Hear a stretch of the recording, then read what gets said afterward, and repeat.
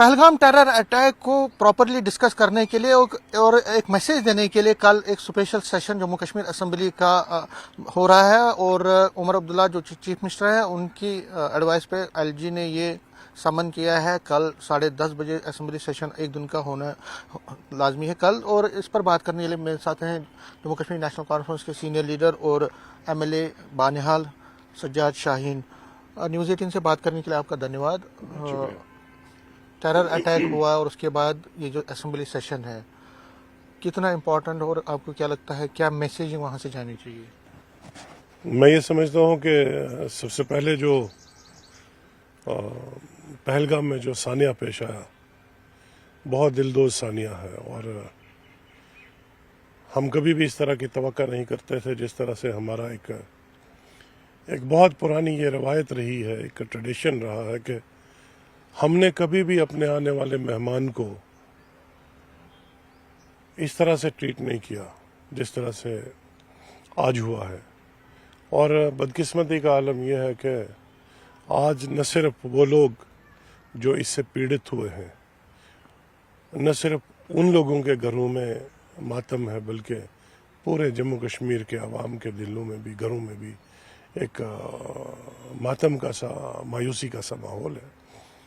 क्योंकि इस सानिया ने ठेस पहुंचाई है उस रिवायत को, उस दस्तूर को जो कश्मीरी कौम ने सदियों से एक अपनी एक पहचान, अपनी एक छवि मेहमान नवाज की हैसियत से बनाई थी। और पूरी दुनिया में कश्मीरी हॉस्पिटलिटी और कश्मीरी मेहमान नवाजी जो थी वो मानी जाती थी। बहरहाल हम इसको मजम्मत करते और बड़ा अफसोस हुआ ये सारा सिलसिला देख के और सुन के।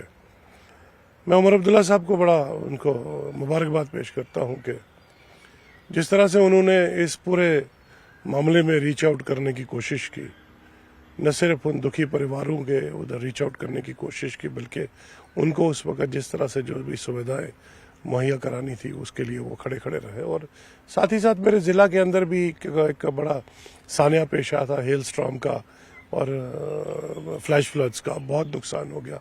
उसमें भी वो 3 बार वहाँ पे आए और जो पीड़ित लोग हैं उनसे मिले और उनको हौसला दिया और उनकी रिहेबिलिटेशन और रिलीफ के लिए इकदाम उठाए।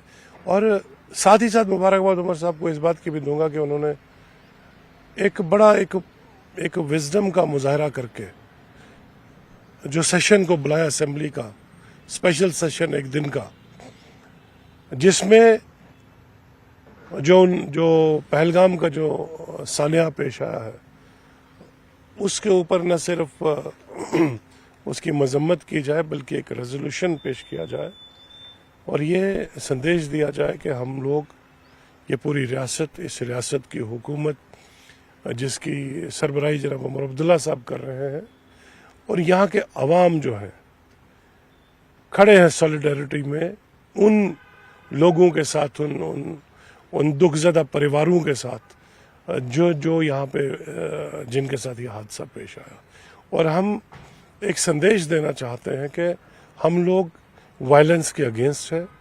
रियासत जम्मू कश्मीर के अवाम ने 30-35 साल के टर्माइल के बाद एक हिस्टोरिकल मैंडेट जो है इस हुकूमत को दिया है और साथ ही साथ एक संदेश मरकजी हुकूमत को दिया है कि हम लोग अमन के साथ है, तरक्की के साथ है, खुशहाली के साथ है।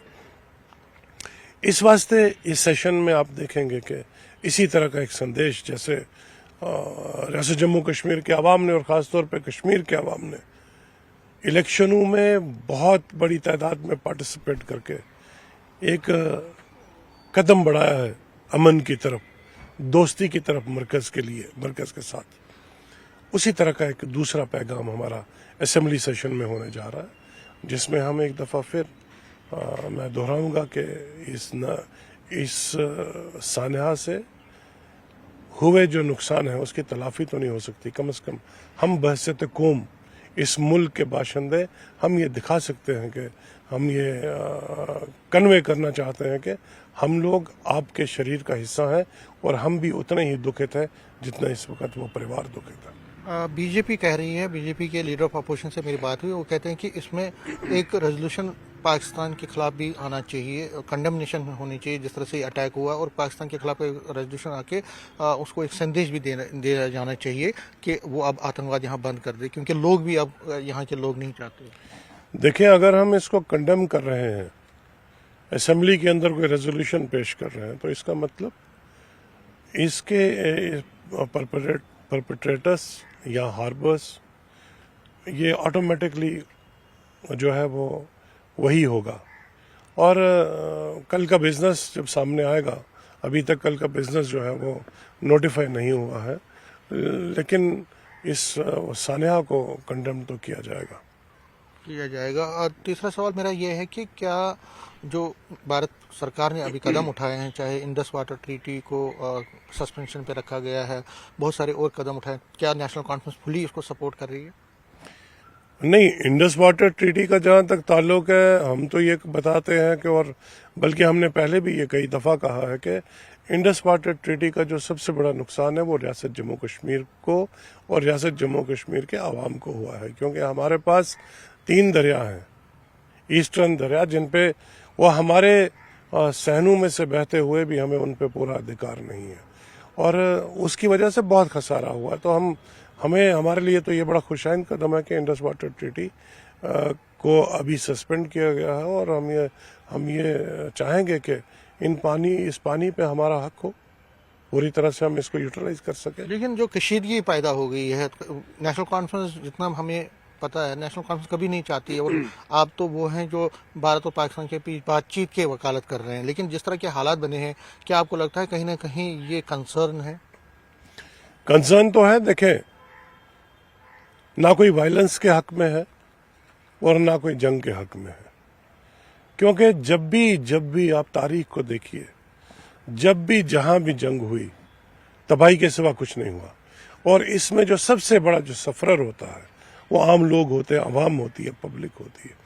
ہم تو چاہیں گے کہ یہ جنگ نہ ہو, ایسکلیٹ نہ ہو, اور اس معاملے کو جس طرح سے گورنمنٹ آف انڈیا نے ٹیک اپ کیا ہے اور جو ایک سینیریو بلڈ اپ ہو رہا ہے, تو میں یہ سمجھتا ہوں کہ بات چیت کرنا بہت ضروری ہے تاکہ معاملے جو ہیں وہ طے کیے جا سکے. اب کب تک یہ خون بہتا رہے گا, کب تک انوسینٹ جانیں ضائع ہوتی جائیں گی, کب تک بچے یتیم ہوتے رہیں گے, کب تک ہماری بہنیں بیٹیاں ودوا ہوتی رہیں گی, کب تک مائیں اپنی اولاد سے ہاتھ دھوتی رہیں گی. تو کہیں نہ کہیں there should be end to violence. اور میں یہ سمجھتا ہوں کہ ہم پورے اس ملک کے عوام کے جس طرح سے وہ اس وقت یونائٹڈ ہیں, ہم بھی ان کے ساتھ کھڑے ہیں. لیکن ساتھ ہی ساتھ میں ایک بات بہت ضروری یہاں پہ کہنا چاہتا ہوں کہ جس طرح سے رپورٹس مل رہی ہیں کہ جموں کشمیر کے جو بچے ہیں, اسٹوڈنٹس ہیں, بیرونی ریاستوں میں اسٹڈیز کے لیے گئے ہیں, آپ خدارا ہم کو وکٹمائز مت کیجیے, ہمارے بچوں کو وکٹمائز مت کیجیے. ہم اسی ملک کا حصہ, اسی پریوار کا حصہ ہیں. آپ اگر کسی کی غلطی کی کسی ناحق بچے کو سزا دیتے ہو تو وہ بھی میں سمجھتا ہوں کہ کنڈیمیبل ہے. میں عمر صاحب کو بھی اپریشیٹ کروں گا جو انہوں نے ہمارے آنریبل منسٹرز کو ڈفرینٹ اسٹیٹس میں بھیجا اور انشور کروایا کہ ہمارے بچوں کے ساتھ کوئی ہراسمنٹ نہ ہو. اور میں عوام سے بھی یہ اپیل کروں گا کہ مہربانی کر کے اپنے پریوار کے لوگوں کو پہچاننا شروع کیجیے. ہم اسی پریوار کا حصہ ہیں, اسی ملک کا حصہ ہیں, ہم کسی بیرونی ملک کا حصہ نہیں ہیں. ٹھیک ہے, آپ نے بات چیت کی وکالت کی, آپ نے کہا کہ بات چیت, لیکن سوال اٹھیں گے کہ اس سینیریو میں کون سے بات چیت ہو سکتی ہے؟ پاکستان ملٹن آتنکوادی بھیج رہا ہے اور وہ نہتے لوگوں کی ہتیا کر رہے ہیں, تو اس سینیریو میں بات چیت کی وکالت کیوں ہوگی؟ دیکھیں, الٹیمیٹلی تو there has to be a dialogue. دیر سویر ڈائلاگ تو ہونا ہی ہے, کیونکہ ڈائلاگ کے بغیر باتیں سیٹل نہیں ہوں گی. اور یہی ایک طریقہ کار ہے, میں سمجھتا ہوں کہ اس بربادی سے بچنے کے لیے, اس تباہی سے بچنے کے لیے ہم کو ایک بڑا مثبت ایک راستہ نکالنا پڑے گا تاکہ ونس فار آل یہ ایشوز ختم ہو جائے اور ہم لوگ امن سے رہیں. ہمیں بھی امن سے رہنے کا حق ہے, ہمیں بھی سکون سے رہنے کا حق ہے. لیکن پاکستان تو دھمکیاں دے رہے ہیں, وہ تو کہہ رہا ہے کہ اگر آپ نے انڈس واٹر ٹریٹی ایک واٹر کو بند کر دیا تو ہم یدھ کریں گے, ان کے ہوم منسٹر ہوں، ایکسٹرنل افیئرس منسٹر ہوں، ریلوے منسٹر ہوں، پرائم منسٹر ہوں، وہ تو دھمکیاں دے رہے ہیں. تو اس حالات میں آپ وہ تو دھمکیاں دے رہے ہو اور آپ کہہ رہے ہیں بات چیت ہونی چاہیے. نہیں، میں بات چیت تو کہہ رہا ہوں، الٹیمیٹلی تو میں یہ بتا رہا ہوں کہ الٹیمیٹلی ڈائلاگ ہی ایک طریقہ کار ہے.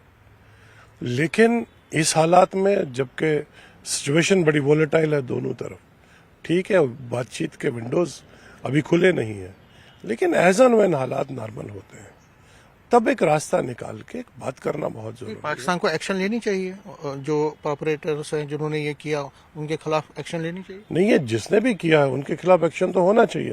دس از اے ان ہیومن ایکٹ اور ایک غیر انسانی حرکت ہے، اور ہمارا مذہب اسلام میں واضح طور پہ قرآن میں یہ بیان کیا گیا ہے کہ ایک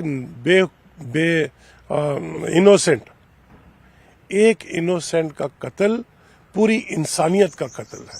یہ مذہب تو نہیں سکھاتا کہ ہم نہتے لوگوں پہ جا کے ان پہ گولیاں چلائیں. تو اس لیے یہ پوری ہیومینٹی کا قتل ہے، اور جن لوگوں نے یہ کیا ہے ان کے خلاف کارروائی ہونا چاہیے. نیوز 18 سے بات کرنے کے لیے شکریہ. کیمرہ مین چاند کے ساتھ میں سمیر بٹ، نیوز 18 جموں.